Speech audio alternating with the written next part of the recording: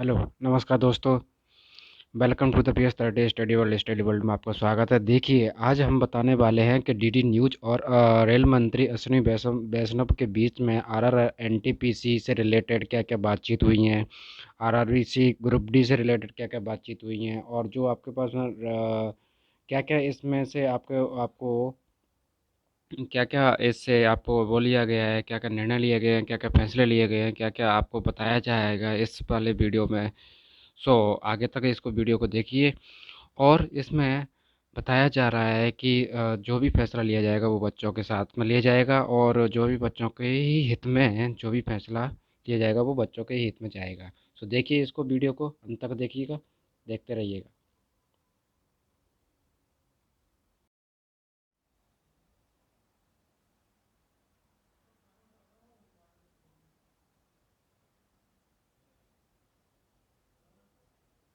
शुक्रिया, आप हमारे लिए वक्त निकाल लें। लेकिन महत्वपूर्ण सर चीज यही है कि जो हमने छात्रों के अंदर रोष देखा है, वो सड़क पे उतरे हैं। उनको लगता है कि उनके हिस्से का जो हक है वो उनका शायद चला गया है।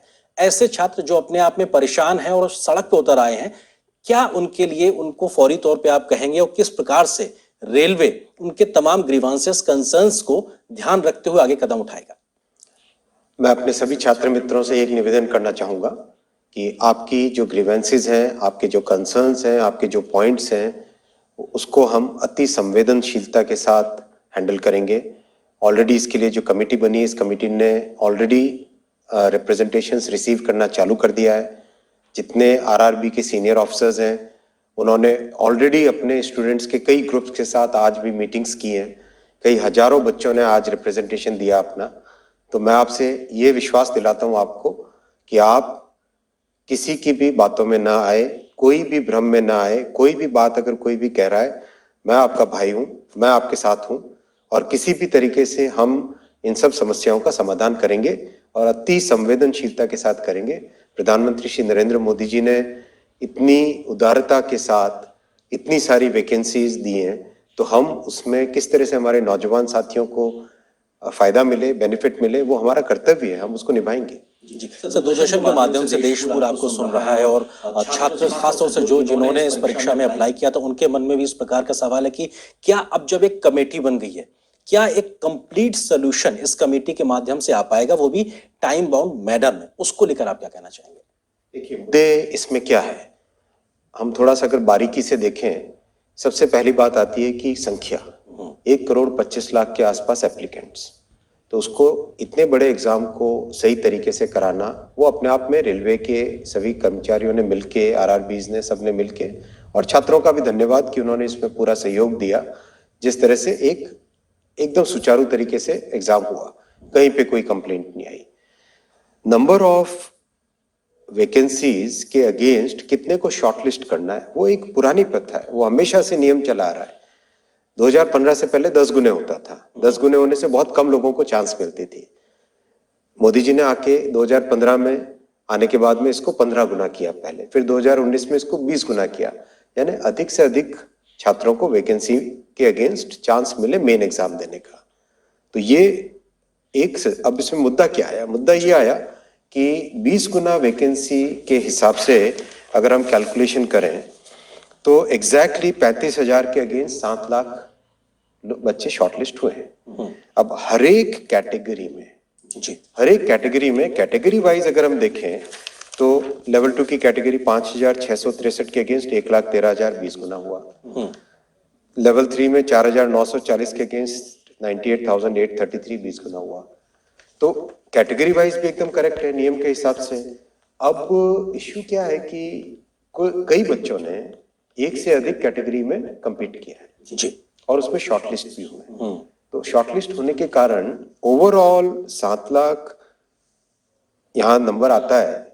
लेकिन जो छात्रों का कहना है कि जो बच्चे एक से ज्यादा कैटेगरी में compete करके, उनको आप सिर्फ एक ही गिनिए। तो ये एक ऐसी चीज है जिसको समाधान किया जा सकता है। इसके लिए कोई सड़क पे उतरने की जरूरत नहीं है, इसके लिए कोई आग लगाने की जरूरत नहीं। रेलवे आपकी अपनी खुद की संपत्ति है। छात्रों से मेरा निवेदन है। सर, आपने जो समाधान शब्द कहा, चिंता छात्रों को यही है कि वो समाधान क्या होगा, क्योंकि बहुत बड़ी संख्या में छात्रों को लग रहा है कि शायद उनके हिस्से का हक चला गया। तो क्या वो 20 गुना संख्या रहते हुए हर प्रकार के छात्र को उसको वाजिब हक मिल सके, इसको लेकर क्या समाधान हो सकता है? लगता है कि इसका समाधान संभव है, और जिस संपर्क के साथ जो आज रिप्रेजेंटेशंस आए हैं छात्रों के, उन छात्रों के रिप्रेजेंटेशन को देख के भी लग रहा है कि इसका समाधान संभव है। कमिटी बहुत ही सीनियर और एक्सपीरियंस्ड लोगों की है, जिन लोगों ने रिक्रूटमेंट में बहुत सारा एक अनुभव हासिल किया हुआ है। तो मेरा निवेदन है छात्रों से, मात्र 3 हफ्ते की बात है, 3 हफ्ते में आप सबके सब रिप्रेजेंटेशंस देंगे और 3 हफ्ते के तुरंत बाद इसका समाधान निकल जाएगा। मुझे विश्वास है कि इसका समाधान निकल जाएगा। जी सर, एक कंसर्न ये भी है कि साहब एक बच्चे का एक से ज्यादा जगह पे उसका नाम दर्ज है, जो 20% ज्यादा या 20 गुना ज्यादा आपने कहा कि जिन बच्चों को उस लिस्ट में एक तरीके से उनका नाम आया है, तो ये एक बच्चों को तर्क दिया जा रहा है, बच्चे तर्क इस बात को दे रहे हैं कि साहब ये उनके साथ अन्याय है, क्योंकि एक व्यक्ति का नाम एक से ज्यादा जगह है, तो ऐसे में वो अप्लाई या ज्वाइन तो एक ही जगह करेगा, लेकिन उसका नाम ज्यादा होने से किसी और का हक मारा जा रहा है। ये एक क्या तकनीकी इशू है और इसका समाधान कैसे होगा? देखिए, हमारी संवैधानिक व्यवस्था में 2 चीजें बहुत इंपॉर्टेंट हम सबको समझने की है। पहली, कि हम किसी भी परीक्षा में हमेशा मिनिमम क्वालिफिकेशन प्रिस्क्राइब करते हैं, मैक्सिमम क्वालिफिकेशन प्रिस्क्राइब नहीं कर सकते। जी। पहला, तो इसका मतलब ये हुआ, अगर कहीं पे 10+2 क्वालिफाइंग क्राइटेरिया है, उसमें अगर एक कोई ग्रेजुएट बच्चा अगर अप्लाई करता है तो हम उसको रोक नहीं सकते, राइट? पहला ये। दूसरा, हम किसी भी छात्र को एक से अधिक परीक्षाओं में बैठने से नहीं रोक सकते, क्योंकि ये सबका हक है, ये कॉन्स्टिट्यूशनल राइट है कि मैं जितनी अपॉर्चुनिटीज मुझे मिले, हर एक अपॉर्चुनिटी में मैं ट्राई करूं। ये सभी का एक रहता है, हम भी उसी प्रक्रिया से गुजरे हैं, हमने देखा है ये तकलीफ क्या होती है, ये दर्द क्या होता है, इसमें किस तरह से मानसिक तौर पे जो पेन होता है, जो टेंशन रहता है, जो एंग्जाइटी रहती है, वो मैं समझ सकता हूँ, बहुत अच्छे से समझ सकता हूँ। तो क्या इसका एक तार्किक, लॉजिकल और लीगल सॉल्यूशन निकल सकता है? मेरा मानना है हाँ, निकल सकता है सॉल्यूशन। सर एक बिल्कुल एक लेमन लैंग्वेज में ये तर्क दिया जा रहा है कि साहब 10वीं जो 12वीं पास बच्चों के लिए जो एग्जाम कंडक्ट किया गया, तो उसमें ग्रेजुएशन के बच्चे जब आएंगे तो वो बेहतर करेंगे, और ऐसी स्थिति में उनका हक कहीं ना कहीं शायद चला जाएगा। ये बिल्कुल एक साधारण सी समझ पाने वाली, कही जा सकने वाली बात है, ये लगातार बड़ी संख्या में छात्र कह रहे हैं। ऐसे छात्रों को आप क्या कहेंगे?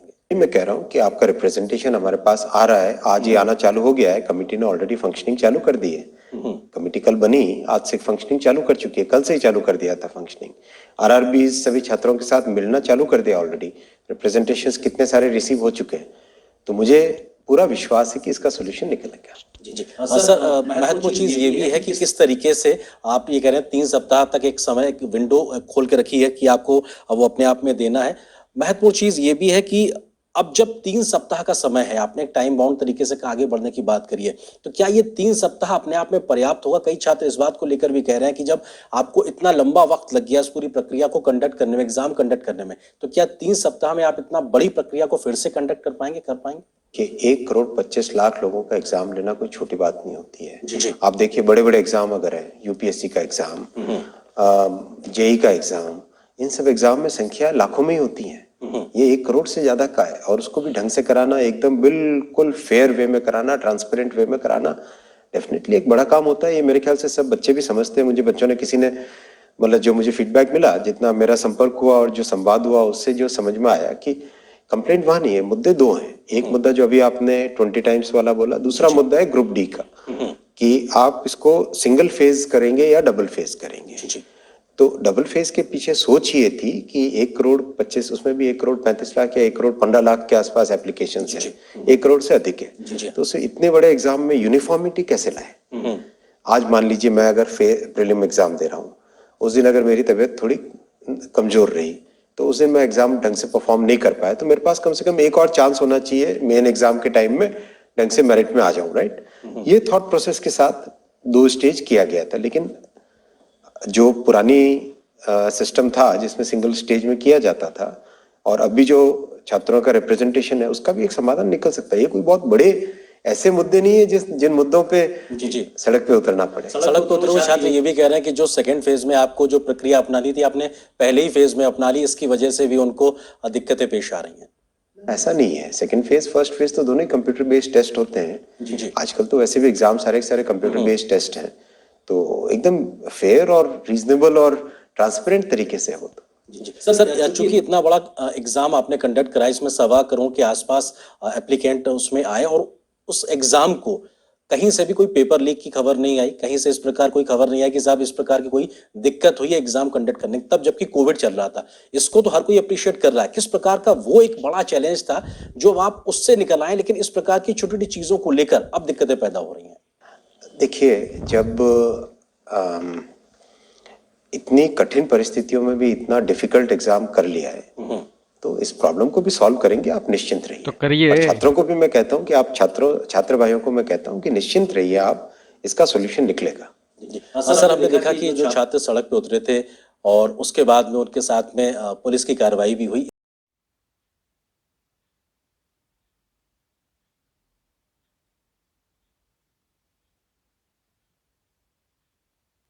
बचाना वो हमारी फंडामेंटल ड्यूटी भी है। मैं नहीं मानता कि हम देश में एक जब देश का निर्माण कर रहे हैं तो इस देश के निर्माण में हम सबको अपना अपना अपना रोल लगाना पड़ेगा। भगवान राम ने जब सेतु बनाया तो वो गिलहरी का भी एक रोल था। तो हम सबको अपना अपना रोल तो करना ही पड़ेगा। हम ये नहीं कह सकते कि हमारी ग्रीवेंस है तो हम कानून को हाथ में ले लेंगे, ये ऐसा नहीं होना चाहिए। जी। सर, एक बात ये भी कही जा रही है, इसको हम र्यूमर भी कह सकते हैं या सत्यता, आप उसके बारे में बेहतर बताएंगे कि जिन छात्रों ने उतर कर विरोध किया या सार्वजनिक संपत्ति के नुकसान में जो कहीं एक आगे बढ़ चढ़ के मौजूद नजर आए, ऐसे छात्रों को क्या आगे से रेलवे की परीक्षा में भर्ती ना होने के लिए या नहीं हो सके ऐसा प्रतिबंधित किया जाएगा? इसको लेकर भी छात्रों में कई प्रकार की बातें चल रही हैं, आप स्पष्ट करना चाहेंगे कुछ? कमिटी इसको स्पष्ट कर देगी, कोई दिक्कत नहीं है। जो भी पॉइंट आएगा कमिटी इसको बहुत एकदम स्पष्ट रूप से इस पे निर्णय लिया जाएगा। और हम बहुत संवेदनशील सरकार है, युवाओं को रोजगार देने वाली सरकार है, युवाओं का ध्यान रखने वाली सरकार है। और जिस तरह से एजुकेशन पॉलिसी जो जितने मोदी जी ने जो इनिशिएटिव्स लिए उनमें मेन फोकस कौन है? गरीबों का, युवाओं का, किसानों का। तो इसमें स्वाभाविक रूप है कि हम सॉल्यूशन को अच्छे से ही निकालेंगे। जी। तो सर, इस प्रकार के विरोध प्रदर्शन के बाद में हमने देखा कई राजनीतिक दलों की ओर से भी बयान आए। इस पूरे बात का या पूरे मुद्दे का राजनीतिकरण भी देखने को मिला। आपको लगता है कि इसको लेकर किस प्रकार की एक बयानबाजी आप लगातार देख रहे हैं जो राजनीतिक वजहों से सुनाई पड़ रही है? जिन लोगों के पास दूसरे मुद्दे नहीं होते हैं तो वो किसी न किसी मुद्दे में अपना निकालते हैं। मैं निवेदन करूंगा कि ये छात्रों का मामला है, देश का मामला है, इसको इसमें राजनीति न डालें। सर, आपने अपील पहले भी की थी, लेकिन ये राजनीतिक बयानबाजी थोड़ा बढ़ती दिखाई पड़ रही है अभी भी, क्योंकि उसके पीछे कई वजह भी बताई जा रही हैं कि एक छात्रों का एक बड़ा वर्ग है जिसके अंदर रोष है, उसको कैश करने की कोशिश दिखाई पड़ रही है। आपको लगता है कि इस सब चीजों से राजनीतिक दलों को ज्यादा बचने की जरूरत है? मुझे विश्वास है कि छात्रों को मेरे समस्या के समाधान के लिए द्वारा मैं सब उन छात्रों को आज एक बार फिर निवेदन करता के हूँ, अंदर समाधान निकाला। हमारी नीयत साफ है, काम नहीं, करने का नीयत साफ इंटेंट हमारा आपकी। साफ है।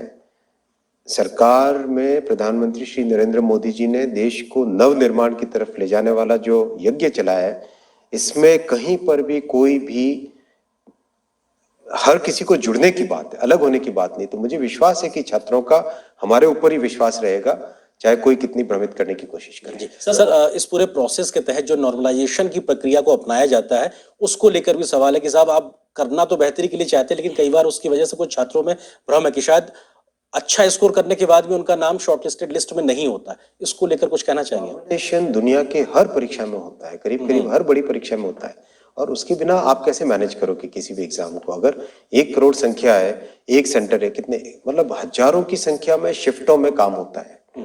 हजारों की संख्या में जब शिफ्टें हैं, कई 100 सेंटर्स हैं, तो उसमें नॉर्मलाइजेशन करना तो दुनिया के हर एग्जाम में होता है। भारत के आज की बात है क्या? ये तो 1970 1950 के समय से जब संख्याएं बढ़ने लगी तब से नॉर्मलाइजेशन होता है। जी। सर, रोजगार के लिहाज से रेलवे एक बहुत बड़ा एक संस्थान है और अभी भी अगर देखा जाए तो कर्मचारियों की संख्या सबसे ज्यादा बड़े एक परिवार के तौर पर देखने को मिलती है और ये रोजगार के अवसर के लिहाज से भी एक बड़ा रिक्रूटमेंट की पूरी ड्राइव थी। ये जो सवाल अभी खड़े हुए हैं, भविष्य में ये सवाल ना खड़े हो, क्या इस पूरे एपिसोड से, इस पूरे घटनाक्रम से कुछ और ऐसे बड़े कदम हम भविष्य में देखेंगे कि ऐसी घटनाएं ना होने पाए? क्योंकि बड़े रिफॉर्म से रेलवे गुजर रहा है, रिक्रूटमेंट में भी एक बड़े प्रकार की प्रक्रियागत तकनीकी व्यवस्थाएं शामिल हो, क्या उसको लेकर कोई बड़ा उपाय? बात सही है, इसमें तकनीकी व्यवस्था को और ज्यादा सम्मिलित करना चाहिए और इस पे सोच रहे हैं। इस पे काफी इनपुट्स भी आए, कई सजेशंस भी आए, कई जो एकेडमिक वर्ल्ड से जो लोग इसमें एग्जाम वगैरह के से बहुत अच्छा वास्ता रखते हैं, उन लोगों ने भी बहुत सारे सजेशंस दिए। जी, क्योंकि सर आपने इस बात का कहा कि एक बड़ी एजेंसी को रिक्रूट करने में भी काफ़ी समय लगा क्योंकि इतना बड़ा एग्ज़ाम था। ऐसे में आप आईटी मंत्रालय की भी ज़िम्मेदारी सँभालते हैं, तो आपको बेहतरी से पता है कि तकनीकी तरीके से चीज़ों को कैसे ईज़िली लोगों के लिए उसको जोड़ना है।